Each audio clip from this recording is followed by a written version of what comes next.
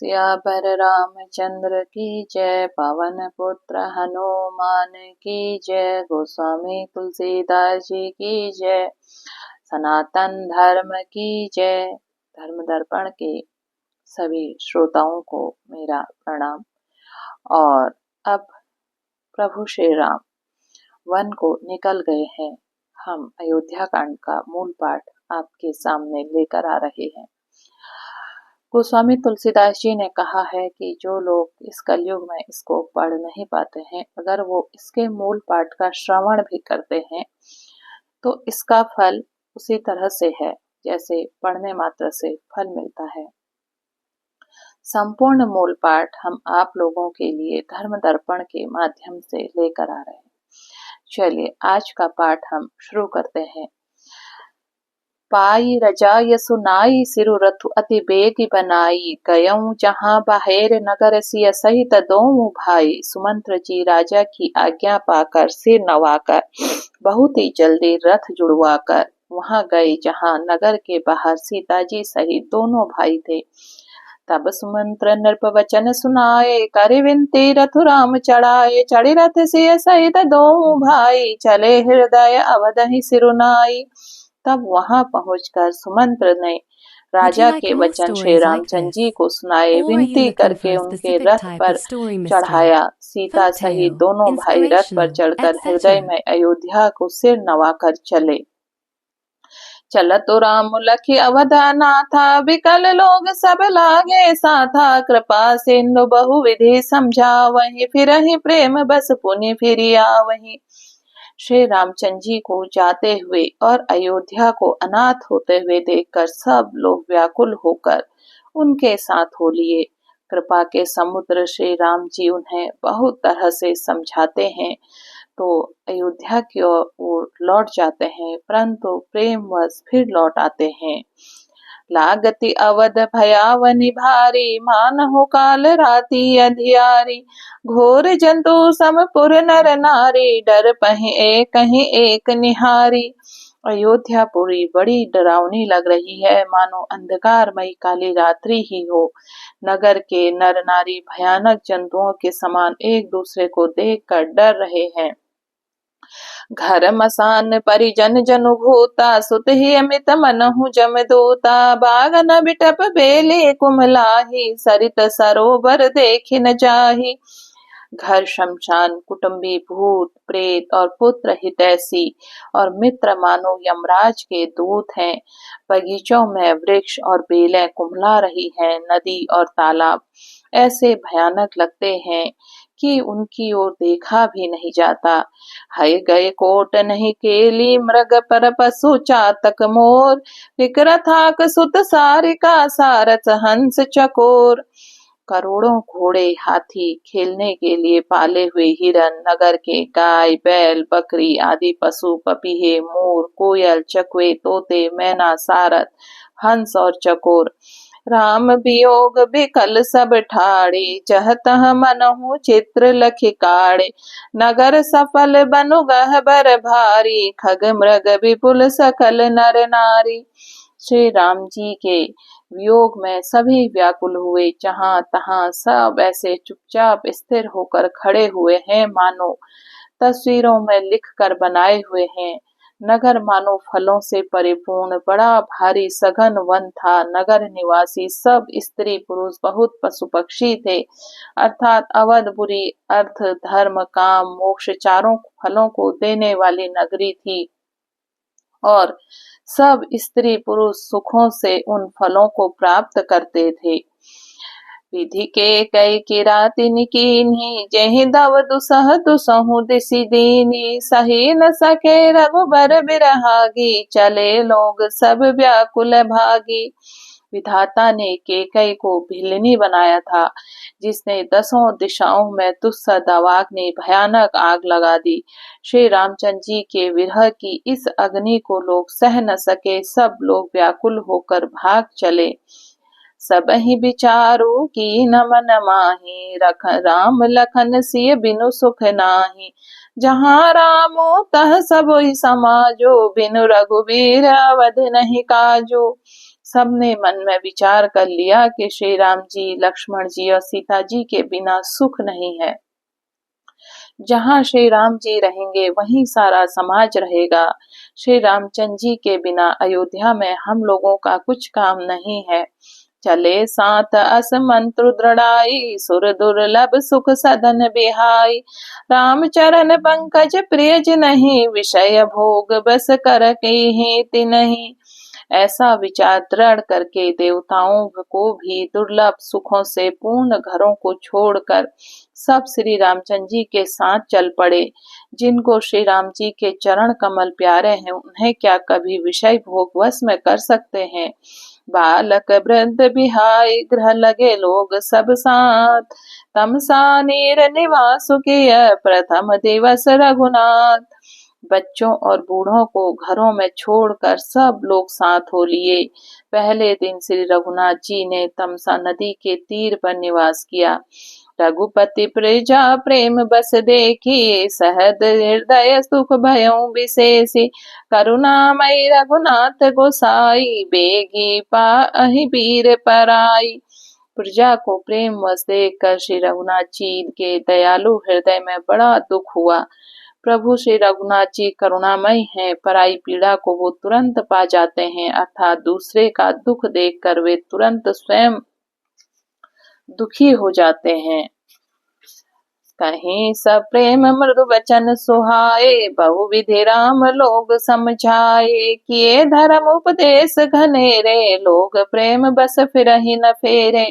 प्रेम युक्त कोमल और सुंदर वचन कहकर श्री राम जी ने बहुत प्रकार से लोगों को समझाया और बहुत तेरे धर्म संबंधी उपदेश दिए, परंतु प्रेम वश लोग लौटते नहीं है। सीलु स्नेहु छाड़ी नहीं जाई, असमंजस बस बे रघुराई। लोग सोग श्रम बस गए सोई, कछुक देव माया अति मोई। सील और स्नेह छोड़ा नहीं जाता। श्री रघुनाथ जी असमंजस के अधीन हो गए, दुविधा में पड़ गए। शोक और परिश्रम थकावट के मारे लोग सो गए। कुछ देवताओं की माया से भी उनकी बुद्धि मोहित हो गई। जब ही जाम जुग जामिन बीते, राम सचिव सन कहेऊ सप्रीति। खोज मारी रथ हाँ कहूँ ताता, आन उपाय बनहि नहीं बाता। पर जो दोपहर रात बीत गई, तब श्री रामचंद्र जी ने प्रेम पूर्वक मंत्री सुमंत्र से कहा, हे तात, रथ खोजकर मारकर अर्थात पहियों के चिन्हों की दिशा का पता न चले, इस प्रकार रथ को हाँकिए, अर्थात किसी उपाय से बात नहीं बनेगी। राम लखन सिए जान चढ़ी शंभु, चरण सिरुनाय। सचिव चलायो तुरंत रथ उत खोज दुराय। शंकर जी के चरणों में सिर नवाकर श्री राम जी, लक्ष्मण जी और सीता जी रथ पर सवार हुए। मंत्री तुरंत ही रथ को इधर उधर खोज छिपाकर चला दिया। जाके सकल लोग भय भोरू, गे रघुनाथ भयऊ अति सोरू। रथ कर खोज कतई नहीं पावहीं, राम राम कही चौदिसी धावहीं। सवेरा होते ही सब लोग जागे तो बड़ा शोर मचा कि श्री रघुनाथ जी चले गए, कहीं रथ को खोज नहीं पाते। तब हा राम पुकारते हुए चारों ओर दौड़ रहे हैं।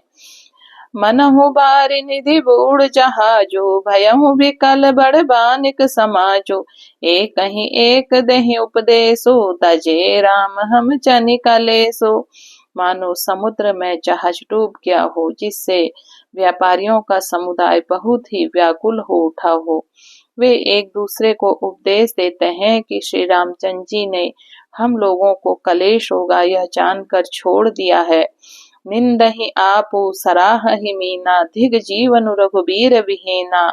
जो पे प्रिय वियोग विधि कीन्हा, तो कस मरुन न मांगे दीन्हा। वे लोग अपनी निंदा करते हैं और मछलियों की सराहना करते हैं, कहते हैं श्री रामचंद्र जी के बिना हमारे जीने को धिक्कार है। विधाता ने यदि प्यारे का वियोग ही रचा है, तो फिर इनसे मांगने पर मृत्यु क्यों नहीं दी। एहि विधि करत प्रलाप कलापा, आए अवध भरे परितापा। विषम वियोगी न जाई बखाना, अवधि आस सब राखहि प्राणा। इस प्रकार बहुत से प्रलाप करते हुए संताप से भरे हुए अयोध्या जी में आए। उन लोगों के विषम वियोग की दशा का वर्णन नहीं किया जा सकता। 14 साल की अवधि की आशा से वे प्राणों को रख रहे हैं। राम दरस हित नेम व्रत लगे करन नर नारी, मनहु कोक कोकी कमल दीन विहीन तमारी।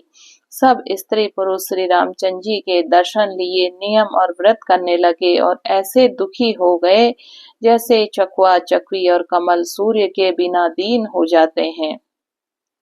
सीता सचिव सहित दो भाई, श्रृंग बेरपुर पहुँचे जाई। उतरे राम देव सरि देखी, कीन्ह दंडवत हरतु विशेषी। सीता और मंत्री सहित दोनों भाई श्रृंगवेरपुर जा पहुँचे। वहां गंगा जी को देखकर श्री राम जी रथ से उतर पड़े और हर्ष के साथ उन्होंने दंडवत की। लखन सचिव सिंह किए प्रणामा, सब ही सहित सुख पायो रामा। गंग सकल मुद मंगल मूला, सब सुख करनी हरनी सब सूला। लक्ष्मण जी, सुमंत्र और सीता जी ने भी प्रणाम किया। सबके साथ श्री रामचंद्र जी ने सुख पाया। गंगा जी के समस्त आनंद मंगलों की मूल है। वे सभी सुखों को करने वाली और सबकी पीड़ाओं को हरने वाली है। कहीं कहीं कोटिक कथा प्रसंगा, राम बिलो कहीं गंग तरंगा। सचिव ही अनुजहि प्रिय ही सुनाई, विबधु नदी महिमा अधिकाई। अनेक कथा प्रसंग कहते हुए श्री राम जी की तरंगों को देख रहे हैं। उन्होंने मंत्री को, छोटे भाई लक्ष्मण जी और प्रिय सीता जी को देव नदी गंगा जी की बड़ी महिमा सुनाई। मंजनु कीन पथ श्रम गयऊँ, सुचि जल पियत मुदित मन भयऊँ। सुमिरत जाई मिटई श्रम भारू, देह श्रम यह लौकिक व्यवहारू। इसके बाद सबने स्नान किया, जिससे मार्ग का सारा श्रम थकावट दूर हो गई और पवित्र जल पीते मन से प्रसन्न हो गया। जिनके स्मरण मात्र से बार बार जन्म और मरने का महान श्रम मिट जाता है, उनको श्रम होना यह केवल लौकिक व्यवहार नर लीला है।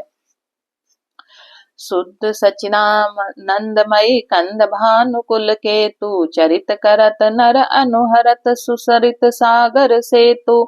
शुद्ध प्रकृति जन्य निर्गुणों से रहित मायातीत दिव्य मंगल विग्रह सचिदानंद कंद स्वरूप सूर्य कुल के ध्वजा रूप भगवान श्री रामचंद्र जी मनुष्यों के सदृश ऐसे चरित्र करते हैं जो संसार रूपी समुद्र को पार उतारने के लिए पुल के समान है। यह सुधि गुहु निषाद जब पाई, मुदित लिए प्रिय बंधु बुलाई। लिए फल मूल भेंट भरी भारा, मिलन चले हुए हर्ष अपारा। जब निषाद राज गुह ने यह खबर पाई, तब आनंदित होकर उसने अपने प्रियजनों और भाई बंधुओं को बुला लिया और भेंट देने के लिए फल मूल कंद लेकर और उन्हें भारों बहगियों में भर कर मिलने के लिए चला। उसके हृदय में हर्ष का पार नहीं था।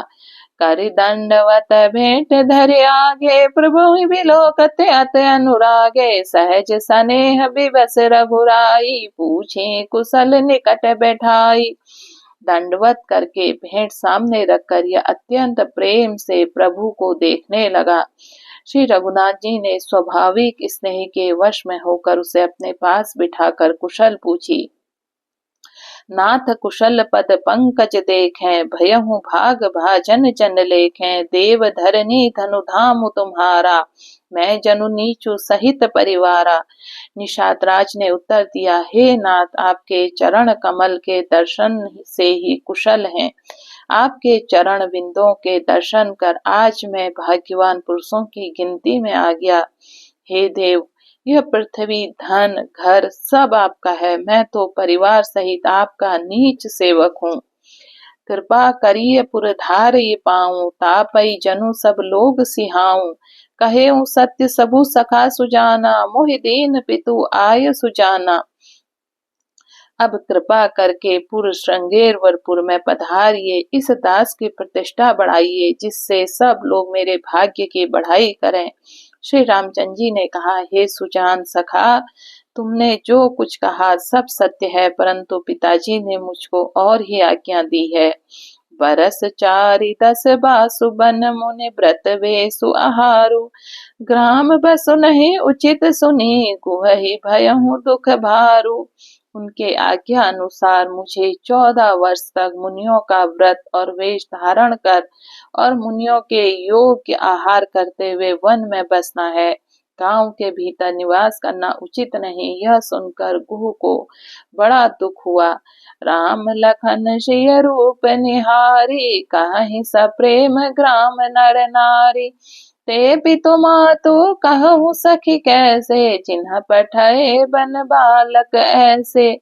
श्री राम लक्ष्मण जी और सीता जी के रूप को देखकर गांव के स्त्री पुरुष प्रेम के साथ चर्चा करते हैं। कोई कहती है, हे सखी, कहो तो वे माता पिता कैसे हैं जिन्होंने ऐसे सुंदर सुकुमार बालकों को वन में भेज दिया।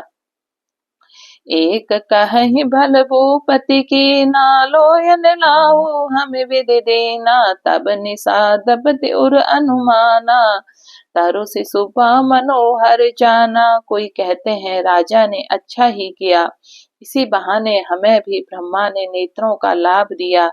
तब निषाद राज ने हृदय में अनुमान किया तो अशोक के पेड़ को उनके ठहरने के लिए मनोहर समझा। ले रघुनाथ ही ठाव दिखावा कहे हूँ राम सब भांति सुहावा। पुरजन करी जुहारु घर आए रघुबर संध्या करन सिधाए। उसने श्री रघुनाथ जी को ले जाकर वह स्थान दिखाया।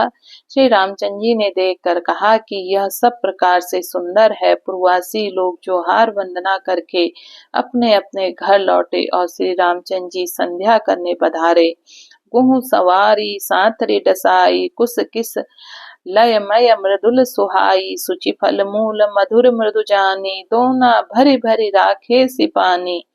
गुह ने इसी बीच कुश और कोमल पत्तों की कोमल सुंदर साथरी सजाकर बिछा दी और पवित्र मीठे कोमल देख देख कर मैं दोनों भर भर कर फल मूल और पानी रख दिया अथवा अपने हाथ से फल मूल दोनों को भर भर कर रख दिए। सिय सुमंत्र भ्राता सहित कंद मूल फल खाई शयन कीन रघुवंश मणि पाय पलोटत भाई। सीता जी सुमंत्र जी और भाई लक्ष्मण सहित कंद मूल फल खाकर रघुकुल मणि श्री रामचंद्र जी लेट गए। भाई लक्ष्मण जी उनके पैर दबाने लगे। उठे लखनु प्रभु सोवत जानी कहीं सची वहीं सोवत मृदुबानी। कछुक दूरी सजी बान सरासन जागन लगे बैठी बिरासन। प्रिय प्रभु श्री रामचंद्र जी को सोते जानकर लक्ष्मण जी उठे और कोमल वाणी से मंत्री सुमंत्र जी को सोने के लिए कहकर वहां से कुछ दूर धनुष बाण सजकर वीरासन से बैठकर जागने पहरा देने लगे। कुह बोलाई पाहरु प्रीति ठाव ठाव राखे अति प्रीति। आप लखन भई वहीं बैठे जाए कटि भांति सर चाप चढ़ाए। कुह ने विश्वास पात्र पहरेदारों को बुलाकर अत्यंत प्रेम से जगह जगह नियुक्त कर दिया और आप कमर तरकस बांध कर तथा धनुष बाण चढ़ाकर लक्ष्मण जी के पास जा बैठा। सोवत प्रभु ही निहारि निसाधु भयहु प्रेम बस हृदय विसाधु। तनु पुलकित जल लोचन बहहि बचन प्रे सब प्रेम लखन सन कहहि। प्रभु को जमीन पर सोते देखकर प्रेमवश निषाद राज जी के हृदय में विषाद हो आया। उसने शरीर पुलकित हो गया और नेत्रों से जल बहने लगा। वह प्रेम सहित लक्ष्मण जी के वचन कहने लगा। भूपति भवन सुभाय सुहावा सुरपति सदनु न पट तर पावा। मनमय रचित चारु चौबारे जनु रतिपति निज हाथ संवारे। महाराज दशरथ जी का महल तो स्वभाव से ही सुंदर है। इंद्र भवन भी जिसकी समानता नहीं पा सकता। उसमें सुंदर मणियों के रचे चौबारे छत के ऊपर बंगले हैं जिन्हें मानो रति के पति कामदेव ने अपने ही हाथों से सजा कर बनाया हो। सुचि सुविचित्र सुभोगमय सुमन सुगंध सुभास, पलंग मंजुमनि दीप जहाँ सब विधि सकल सुपास। जो पवित्र बड़े ही विलक्षण सुंदर भोग पदार्थों से पूर्ण और पुलों की सुगंध सुवासित हैं, जहाँ सुंदर पलंग और मणियों के दीपक हैं तथा सब प्रकार पूरा आराम है। विविध प्रसन्न उपधान तुराई, क्षीर फेन मृदु बिसद सुहाई। तह सिय रामु शयन निसि करहीं, छवि निज छवि रति मनोज मृदु हरहीं। जहाँ ओढ़ने बिछाने अनेक वस्त्रों, तकिए और गद्दे हैं, जो दूध के फेन के समान कोमल निर्मल और सुंदर है, वहाँ उन चौबारों में श्री सीता जी और श्री रामचंद्र जी रात को सोया करते थे और अपनी शोभा से रति और कामदेव के गर्भ को हरण करते थे। ते सिय राम सातरी सोए, श्रमित बसन बिनु जाहि न जोए। मातु पिता परिजन पुरवासी, सखा सुशील दास अरुदासी। वहीं श्री सीता और श्री राम जी आज घास फूस की साथरी पर थके हुए बिना वस्त्र के ही सोए हैं, ऐसी दशा में वे देखे नहीं जाते। माता पिता कुटुंबी पुरवासी प्रजा मित्र अच्छे शील स्वभाव के दास और दासियां, जो गवई जिन्हि प्राण के नाई, मुहि सोवत ते राम गोसाई। पिता जनक जग विदित प्रभाऊ, ससुर सुरेश सखा रघुराऊ। सब जिनके अपने प्राणों की तरह सार साभार करते थे, वही प्रभु श्री रामचंद्र जी आज पृथ्वी पर सो रहे हैं, जिनके पिता जनक जी हैं, जिनका प्रभाव जगत में प्रसिद्ध है, जिनके ससुर इंद्र के मित्र रघुनाथ दशरथ जी हैं। रामचंद्र पति सो बेदहि, सोवत महि विधि बामन केहि। प्रधान और श्री रामचंद्र जी हैं, वही जानकी जी आज जमीन पर सो रही हैं। विधाता किसको प्रतिकूल नहीं होता। सीता जी और श्री रामचंद्र जी क्या वन के योग्य हैं। लोग सच कहते हैं कि कर्म भाग्य ही प्रधान है।